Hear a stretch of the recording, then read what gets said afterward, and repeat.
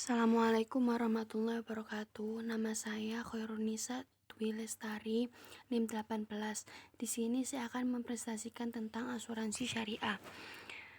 Yang pertama di sini ada pengertian dari asuransi syariah. Menurut Dewan Syariah Nasional pada tahun 2001 telah mengeluarkan fatwa tentang asuransi syariah. Dan di dalam fatwa DSN nomor 21 DSN MUI 1021 disebutkan bahwasanya asuransi syariah adalah usaha saling melindungi dan tolong-menolong di antara sejumlah orang atau pihak melalui investasi dalam bentuk aset atau tabarruk yang memberikan pola pengembalian untuk menghadapi resiko tertentu melalui akad perikatan yang sesuai dengan syariah. Pendapat ulama tentang asuransi syariah. Di sini ada ulama Mustafa Ahmad Zarko dan Muhammad Al-Bahi. Pendapat mereka bahwasanya asuransi tidak terdapat naskol Quran atau hadis yang melarang asuransi. Oleh karena itu, selama perbuatannya tidak digariskan kehalalan atau keharaman yang ada di kedua sumber tersebut, maka sah untuk dilakukan. Selanjutnya ada strategi pengembangan asuransi secara syariah. Untuk memasyarakatkan atau meningkatkan asuransi syariah, maka lembaga keuangan syariah harus mengembangkan teknologi informasi yang terdepan serta meningkatkan promosi dan sosialisasi di segala lapisan masyarakat. Menurutnya, semua pihak harus bekerja keras untuk memperkenalkan sistem asuransi syariah di Indonesia agar masyarakat mengetahui ada solusi dalam pengembangan resiko secara islami. Selanjutnya ada akad-akad yang digunakan pada sistem asuransi syariah. Yang pertama ada akad tabarruk, digunakan di antara sesama peserta. Setiap peserta memberikan hibah berupa kontribusi melalui dana tabarruk yang akan digunakan untuk menolong peserta lain yang terkena musibah. Yang kedua ada akad mudhorobah, digunakan dalam pengelolaan investasi. Yang ketiga ada akad wakalah bil ujroh, digunakan sebagai dasar peserta menyerahkan pengelolaan keuangan kepada perusahaan asuransi, yaitu suatu akad tijaroh yang memberikan kuasa terhadap perusahaan sebagai wakil peserta untuk mengelola dana tabarruk atau dana investasi peserta sesuai dengan kuasa atau wewenang yang diberikan kepada dengan imbalan berupa ujroh.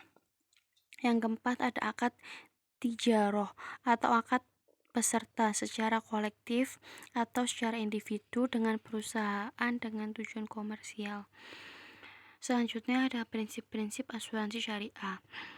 Yang pertama adalah perusahaan asuransi harus dapat mengukur probabilitas munculnya suatu kejadian. Yang kedua, prinsip saling membantu dan bekerjasama antara satu sama lain.